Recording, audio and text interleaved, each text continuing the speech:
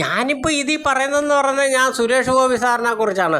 അദ്ദേഹം പിന്നെ എല്ലായിടത്തും സോഷ്യൽ മീഡിയയിൽ എല്ലാ സ്ഥലത്തും എൻ്റെ ഫ്രണ്ട്സ് തന്നെയാണ്.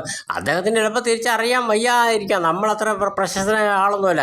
ഞാനിപ്പോൾ എന്ന് പറയുമ്പോൾ അദ്ദേഹത്തിൻ്റെ കാര്യമെന്ന് പറയുമ്പോൾ അദ്ദേഹത്തിന് ഈ ഭക്തി മൂത്ത് കഴിയുമ്പോൾ ചില സംഭവങ്ങൾ അദ്ദേഹം ചെയ്യുന്നുണ്ട്. പിന്നെ ആ കാലെ പിടിപ്പിക്കുക, ഓടിച്ചെന്ന് പെണ്ണുങ്ങളെ കെട്ടിപ്പിടിക്കുക, അങ്ങനെയൊക്കെ ഇങ്ങനെ. അദ്ദേഹം വേറെ ദുരുദ്ദേശത്തോടൊന്നും അല്ല ചെയ്യുന്നത്. അദ്ദേഹം നല്ല മനുഷ്യൻ. ഞാൻ പറഞ്ഞില്ല ഇതൊന്നും അദ്ദേഹം ദുരുദ്ദേശത്തോടെ അല്ല ചെയ്യുന്നത് ഞാൻ പറഞ്ഞല്ലോ. പക്ഷേ ദുരുദ്ദേശത്തോടെ അല്ലെങ്കിലും ചെയ്യാൻ പറ്റത്തില്ലാത്ത കാര്യങ്ങളാണ് അദ്ദേഹം ചെയ്യുന്നത്.